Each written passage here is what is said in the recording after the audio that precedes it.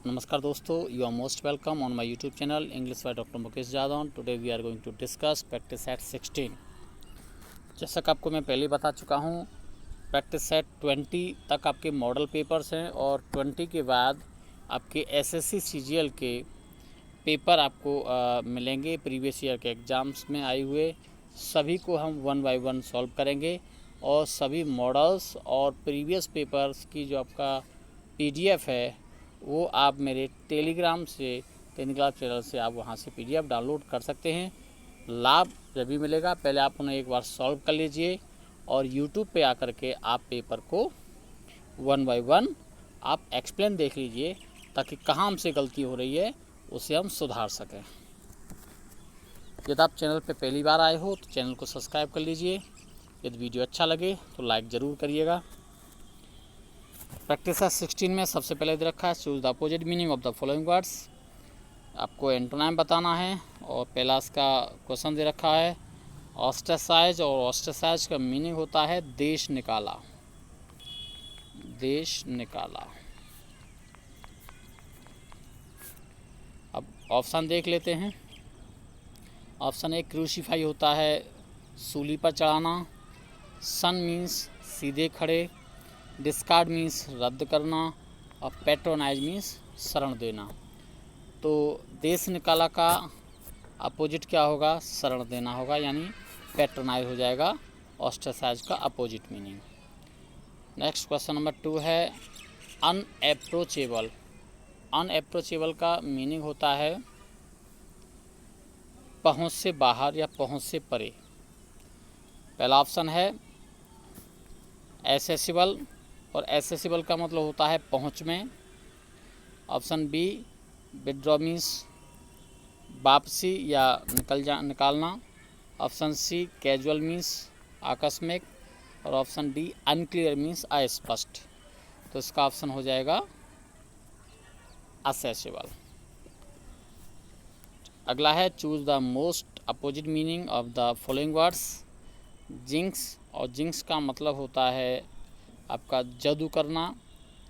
इसका option A taunt means उपहास उड़ाना। ऑप्शन बी जंक्चर, जंक्चर का मीनिंग होता है मोड़ अथवा समय। ऑप्शन सी स्पेल मीन्स जादू, और ऑप्शन डी टूर मीन्स यात्रा। तो इसका ऑप्शन हो जाएगा सी। क्वेश्चन नंबर 4 है कंजेक्चर, और कंजेक्चर का मीनिंग होता है अनुमान लगाना। ऑप्शन देखते हैं। पहला इसका ऑप्शन है गैदरिंग, गैदरिंग मीन्स सभा, क्रिटिक मीन्स आलोचक, गैस मीन्स अनुमान लगाना, और स्ट्राइफ मीन्स संघर्ष। तो इसका सुनाम क्या हुआ? इसका सुनाम हुआ गैस।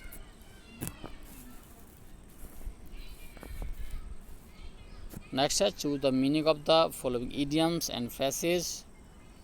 पहला इसका है क्वेश्चन नंबर 5 में पुट हिज फुट डाउन, यानी पैर पीछे खींच लेना। इट मीन्स वापस लौट आना।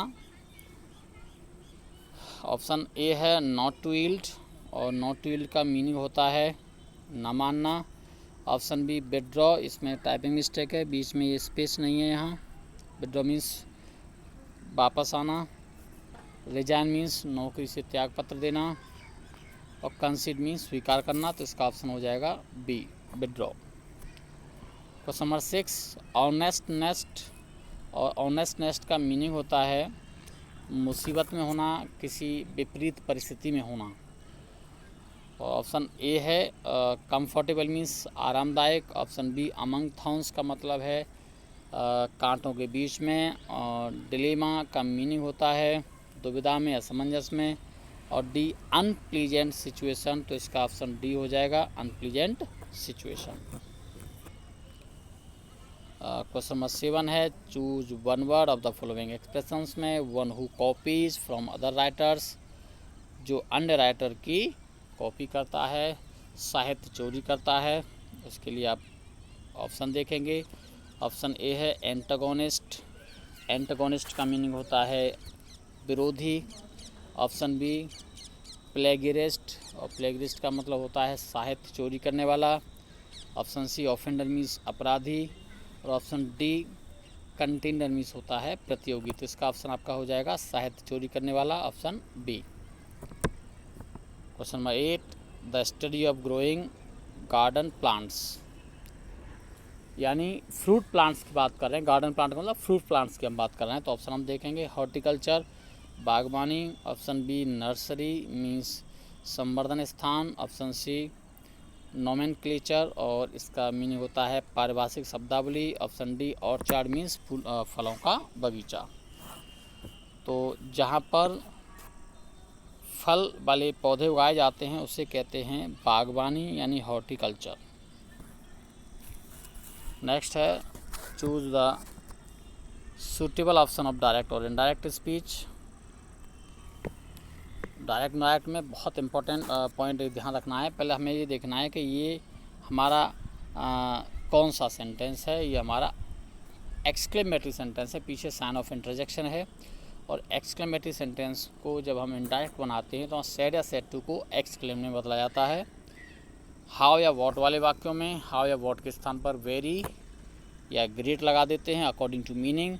वेरी लगाते हैं एडजेक्टिव से पहले और ग्रेट लगाते हैं नाउन से पहले, और वाक्य को असर्टिव बना देते हैं। असर्टिव का मतलब होता है कि वर्ब सब्जेक्ट के बाद आ जाती है। तो इसमें ऑप्शन ए देखेंगे पहले, तो यहाँ तो सैड आया है तो ये हो नहीं सकता। ऑप्शन बी देखेंगे, सी एक्सक्लेम्ड दैट इट वाज। अब यहाँ पर देखो वेरी या ग्रेट नहीं आया, ये भी नहीं हो सकता। Option C exclaimed that it was very strange. आप देखो यहाँ एक्सक्लेम्ड भी आ गया, दैट कनेक्टर हो गया, सब्जेक्ट वर्ब के बाद आ गई और वेरी भी आ गया, तो यानी ऑप्शन सी करेक्ट है। ऑप्शन डी और देख लेते हैं, डी में कोई प्रॉब्लम है तो कहाँ है। सी एक्सक्लेम्ड दैट यहाँ तक तो ठीक है, इट वाज यहाँ तक ठीक है। अब देखो यहाँ पे प्रॉब्लम हो गई, क्यों हो गई। स्ट्रेंज एक एडजेक्टिव है और एडजेक्टिव के साथ वेरी आना चाहिए, एडवर्ब आना चाहिए, इसलिए इसका ये ऑप्शन भी गलत हो गया। नेक्स्ट है choose the suitable option of active और पैसिव वॉइस। एक्टिव और पैसिव में हमें ध्यान रखना होता है कि ये बहुत ही कॉम्प्लिकेटेड क्वेश्चन है और आपको मैंने इसकी एक अलग से स्पेशल क्लास कराई है। We, know, think, believe, consider, report के बाद दैट क्लॉज आता है तो उसको दो प्रकार से पैसिव बनाया जाता है। पहला तरीका होता है, यानी ये तो आपको पहले बता दिया मैंने आपको, ये यानी पैसिव तो ये बनेगा केवल प्रिंसिपल क्लॉज, पैसिव केवल प्रिंसिपल क्लॉज बनेगा, ये वाला पैसिव नहीं बनेगा, इससे हमें कोई मतलब नहीं। अब पैसिव बनाने के दो तरीके, एक तो है हम इट को इंट्रोडक्टरी सब्जेक्ट बना दें। इट को introductory subject present indefinite it is known हो जाएगा, इट इज़ नोन। ओके, दूसरा तरीका है मोहित को इसका सब्जेक्ट बना दें, यानी इसका हो जाएगा Mohit is known, Mohit is known. जब हम दैट क्लॉज के सब्जेक्ट को पैसिव का सब्जेक्ट बनाते हैं तो दैट क्लॉज को इन्फिनिटिव में बदल देते हैं, तो इज रिच का हो जाएगा टू बी रिच। क्यों हो जाएगा, क्योंकि टू इज के साथ तो लगा नहीं सकते, क्योंकि टू जो है इन्फिनिटिव है, उसकी फर्स्ट फॉर्म हमेशा के साथ यूज होता है, तो इसका बी की फर्स्ट फॉर्म है इज। ओके, तो ये आपका इसमें ऑप्शन देखेंगे हम, तो मोहित इज नोन पहला तो हो नहीं सकता। Option Mohit is known to be rich, आपका ऑप्शन बी सही है। इट इज़ नोन, अब देखो ये भी सही हो जाता है अगर यहाँ पर दैट क्लॉज, अगर हम इट सब्जेक्ट बनाते हैं दैट क्लॉज यों की त्यों लिख जाता है, तो ये इसलिए गलत हो गया। डी, इट इज़ नोन मोहित, अब देखो इट इज़ नोन मोहित, अब देखो मोहित दैट के बाद आता तो ये भी सही हो जाता है, ये इसलिए भी गलत हो गया, तो ऑप्शन बी है इसका। नेक्स्ट है choose the suitable option of after removing too. ये यहाँ पे टाइपिंग मिस्टेक है, यहाँ ऑफ नहीं होगा। है Manish is too kind not to forgive me. जैसे आपने पढ़ा है रिमूव टू जब हम करते हैं तो टू को हम सो में बदल देते हैं और इन्फिनेटिव को नेगेटिव दैट क्लॉज में बदलते हैं। लेकिन एक इम्पॉर्टेंट नोट आपको मैंने बताया था जब रिमूव टू की आप मेरी क्लास देखोगे कि यदि टू के बाद नॉट आ जाए या वाक्य में इनफ आ जाएगा तो फिर दैट क्लॉज में नॉट नहीं आएगा, यानी दैट क्लॉज बनेगा अफर्मेटिव। तो ऑप्शन हम देख लेते हैं कौन सा इसका सही हो सकता है। Manish is so kind that he can not, तो इसलिए नहीं होगा कि वहाँ पर नॉट आया है। Option B, Manish is so kind that he can forgive you, आपका ये भी सही हो जाएगा। और भी ऑप्शन देख लेते हैं। मनी से सो, अब देखो यहाँ सो वेरी दोनों लगा दिए, ये इसलिए गलत हो गया। ऑप्शन डी मनी से जब यहाँ टू लगा दिया इसलिए गलत हो गया। ओके, तो इसका ऑप्शन बी है। नेक्स्ट है सेंटेंस इंप्रूवमेंट है अगला। ही डिड मैनी मिसचीव्स,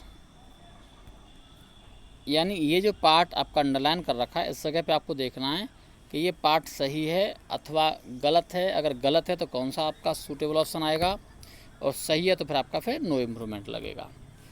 एक सिंपल रूल आप याद रखें कि डू आता है वो अच्छे कार्य करने के लिए आता है, और कमिट आता है बुरा काम करने के लिए। मेक जो है वह अच्छे बुरे दोनों के लिए आ जाता है। तो यहाँ पर मिसचीफ जो है वो अच्छा तो नहीं है, शरारत अच्छा कार्य तो नहीं है, इसलिए कमिट अ मिस्टेक लगाते हैं, कमिट अ क्राइम लगाते हैं। दूसरा ध्यान रखें कमिट सुसाइड लगाते हैं, वहाँ हम डू नहीं लगाते किसी भी कंडीशन में। तो यहाँ डेढ़ तो नहीं आएगा, अब क्या आएगा वो देखते हैं। ऑप्शन को सबको चेक करते हैं एक बार। अब देखो यहाँ मेड आ गया, लेकिन आगे देखेंगे मैनी अ के बाद सिंगुलर नाउन आता है, तो यहाँ मिसचीफ्स कर दिया, ये इसलिए गलत हो गया। ऑप्शन बी देखें मेड आ सकता है, लेकिन यहाँ के मच मिसचीफ्स कर दिया, मच लगा दिया और आगे एस जुड़ गया प्लूरल, तो ये नहीं हो सकता। तो ऑप्शन सी सही है, कमिटेड मिसचीफ, ऑप्शन सी।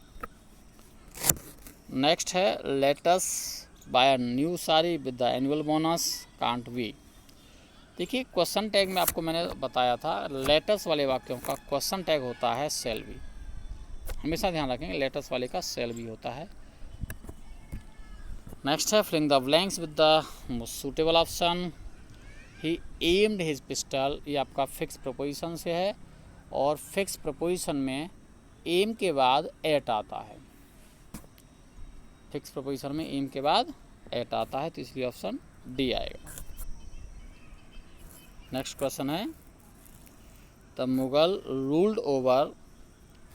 अब ध्यान रखें रूल ओवर आता है, जैसा आपको मैं बोल भी गया, क्योंकि कुछ जो प्रपोजिशन है वो लगभग हमें दिमाग में सेव रखने पड़ते हैं।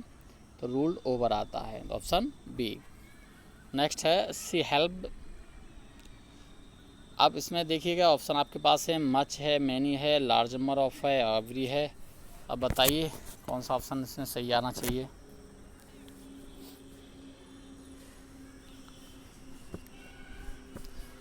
ए इसलिए नहीं आएगा क्योंकि मच अनकाउंटेबल के साथ आता है। बी इसलिए नहीं आएगा कि अफर्मेटिव सेंटेंस में ऑब्जेक्टिव केस में मैनी का प्रयोग नहीं करते, ये इसलिए नहीं आएगा। A number of, A large number of आएगा। डी क्यों नहीं आएगा, क्योंकि एवरी हमेशा सिंगुलर काउंटेबल कॉमन नाउन के साथ आता है। ओके, तो ऑप्शन आपका सी हो गया। अगला है he is not either rich dot dot dot intelligent. बताइए कौन सा ऑप्शन आएगा। He is not either rich. अब इसमें ध्यान रखिएगा, सिंपल एक नियम ध्यान रखो, आइदर के बाद और आता है, नाइदर के बाद नोर आता है। और कंजक्शन वाले टॉपिक में आपको मैंने स्पेशल बड़ा ध्यान से लिखाया है कि नॉट प्लस आइदर भी आ जाए तो आपको कंफ्यूज नहीं होना है। नॉट प्लस आइदर को हम नाइदर ना समझ लें, तो क्योंकि आइदर के बाद और ही आएगा, तो इसलिए उसका ऑप्शन है डी।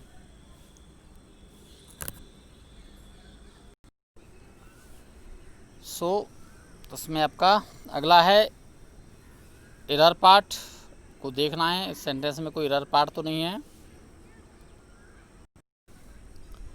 पहला क्वेश्चन है इसका है क्वेश्चन नंबर 18 कॉमन एरर्स का पहला। Ramesh has agree to marry with the girl. देखिए मैरी के बाद एक्टिव वॉइस में कोई प्रपोजिशन नहीं लगाते हैं, लेकिन पैसिव वॉइस में अकॉर्डिंग टू मीनिंग विद और टू आता है। तो यहाँ आपका ऑप्शन हो गया बी, क्योंकि मैरी के बाद एक्टिव वॉइस में कोई प्रपोजिशन नहीं आएगा, यहाँ पर विद नहीं आएगा। क्वेश्चन नंबर 19 है the sum and substance of this speech of his speech were essentially and establishment. अब ध्यान रखेंगे कुछ नाउन वाले टॉपिक में आपको मैंने बताया था sum and substance, bag and baggage, horse and carriage, ये कुछ ऐसे एंड से जुड़े हुए नाउन हैं। Bullock and cart etcetera. Age and experience काफ़ी बताया था आपको मैंने। एंड से दो नाउन जुड़ने पर जनरली सिंगुलर वर्ब आती है, प्लूरल वर्ब आती है, लेकिन यहाँ पर सिंगुलर वर्ब आएगी इनके साथ, क्योंकि एक ही वस्तु का जब बोध कराते हैं। तो यहाँ पर आपका ऑप्शन आएगा सी। यहाँ वर नहीं आएगा, यहाँ वॉज आएगा, यहाँ वॉज आएगा। नेक्स्ट है I could not answer to her question at the party. ये प्रपोजिशन का बहुत इंपॉर्टेंट रूल है और उसमें ध्यान रखेंगे। आपको मैंने कुछ सेमी ट्रांसिटिव वर्ब बताई थी। सेमी ट्रांसिटिव वर्ब वो होती हैं जो व्यक्तियों के लिए अकर्मक हैं लेकिन वस्तुओं के लिए सकर्मक हैं। उनमें आपको मैंने इंक्लूड कराया था आंसर, प्ले, से, स्पीक, एक्सप्लेन, डिस्क्राइब एट्सेट्रा। इन क्रियाओं के बाद अगर निर्जीव कर्म है तो कोई प्रपोजिशन नहीं आएगा और सजीव कर्म है तो टू अवश्य आएगा। क्यों? एक सिंपल नियम है कि किसी भी ट्रांसिटिव वर्ब और उसके ऑब्जेक्ट के बीच में प्रपोजिशन नहीं लगाते हैं। तो यहाँ आंसर के बाद अगर क्वेश्चन है तो वहाँ पे कोई प्रपोजिशन नहीं आएगा। आंसर हर क्वेश्चन आएगा, टू नहीं आएगा, इसलिए ऑप्शन आपका बी आपका टिक होगा यहाँ। क्वेश्चन नंबर 21 है after you will have return from, sorry ये टाइपिंग मिस्टेक है, ये फ्रॉम है, from Delhi, New Delhi, I will meet you. अब देखिए जनरली एक नियम है, डबल फ्यूचर टेंस का प्रयोग नहीं करते हैं, डबल फ्यूचर टेंस का प्रयोग नहीं करते हैं। दूसरा पॉइंट आप याद रख सकते हैं, आप आफ्टर बिफोर से दो वाक्य जुड़े होते हैं, उसमें एक वाक्य इंडेफिनिट का होता है, दूसरा वाक्य परफेक्ट का होता है। अगर पास्ट की बात करेंगे तो पास्ट इंडेफिनिट और पास्ट परफेक्ट होते हैं। अगर फ्यूचर परफेक्ट की बात करेंगे तो फ्यूचर परफेक्ट के साथ दूसरा वाक्य प्रेजेंट इंडेफिनिट होता है। टाइम एंड टेंस में आपको एक स्पेशल मैंने बताया था, हमेशा ध्यान रखें डबल फ्यूचर का प्रयोग नहीं होता है, उसके साथ एक वाक्य प्रेजेंट इंडेफिनिट बनता है। और कौन सा बनेगा वो आपको ध्यान रखना है, आफ्टर के बाद वाला परफेक्ट होता है और आफ्टर से पहले वाला इंडेफिनिट होता है, तो यानी ये वाला पार्ट आपका गलत है, ऑप्शन सी आएगा। अब 22 से लेके 25 तक जो क्वेश्चन है वो आप पैसेज के आधार पर है, इसके लिए हमें पैसेज को पढ़ना पड़ेगा, इसलिए थोड़ा सा पैसेज आप पढ़ लेते हैं। If you want your mate to stop guessing about your feelings and motives you have to prepare to reveal yourself, and in order to reveal yourself you have to know yourself. You can't talk openly and honestly with your mate until you have tried being honest with yourself first. Take time off to be alone. Use that time not simply to engage in passive meditation but to carry on an active inner dialogues with yourself. Between the person you think you are and the inner you involved, revelation, self-analysis and re-evolution. Change is impossible, otherwise no architect in any field will attempt to make plans without assessing the present situation. So to each of us can and make an assessment of our own asset of liabilities. इस passage के आधार पे कुछ question दे रखे हैं नीचे। अब पहला आपका क्वेश्चन है इसका पैसेज का, और टेस्ट का है हमारा 22 question. Your mate shall stop gassing about your feelings when. अब पहला ऑप्शन है यू आर ऑनेस्ट, दूसरा ऑप्शन है यू नो योर सेल्फ, तीसरा ऑप्शन है he reveals him to you, और चौथा ऑप्शन है यू टॉक ओपनली। तो उसका सही ऑप्शन क्या होगा बताइए। इसका सही ऑप्शन होगा बी, नो योर सेल्फ। हमें सबसे पहले अपने आप को जानना है, उसके बाद ही आप गैस कर सकते हैं, या your mate shall stop gassing out you, यानी आप तभी अपने आप को, अपने मेट को रोक सकते हैं। क्वेश्चन नंबर 23 है you can talk openly and honestly to your mate only when. आप अपने मेट से, अपने मित्र से कब ऑनेस्टली बात कर पाओगे, कब बोल पाओगे ओपनली। इसके ऑप्शन आप देखेंगे, reveal your emotion and feelings, option B है are honest with him, option C है do not engage yourself in passive meditation, और ऑप्शन डी है are honest with yourself, यानी you can talk openly and honestly when you are honest with yourself, यानी option D आएगा। Next है question number 24, you should take time off to be alone so that dot dot dot. पहला option है you talk to your self, दूसरा option है you engage yourself in passive meditation, और option C है your motives and feelings are clear, और option D है you don't change yourself. तो you should take off time off to be alone so that, आपको time लेना है ताकि आप अपने आप से बात कर सकें, यानी option A you talk to your self. और लास्ट में क्वेश्चन नंबर 25 है no architect plan without assessing the present situation, because कोई भी प्रेजेंट कंडीशंस को देखते हुए प्रेजेंट प्लान फ्यूचर प्लान तभी बनाता है जब उसको प्रेजेंट कंडीशन को असेस करता है। क्यों करता है, उसके लिए हम ऑप्शन देखेंगे। ऑप्शन ए है each of us can and must make an assessment, option B है self analysis and revolution are necessary for him, option C है change is impossible otherwise, option D है no assessment of our own asset and revolute is possible. तो उसमें सबसे suitable option है self analysis and revolution are necessary for him, option B. Practice set कैसा लगा, आपका कुछ सुझाव है तो आप मुझे कमेंट करें, और नए प्रैक्टिस सेट के साथ दोबारा प्रेजेंट होता हूँ। Till then good bye.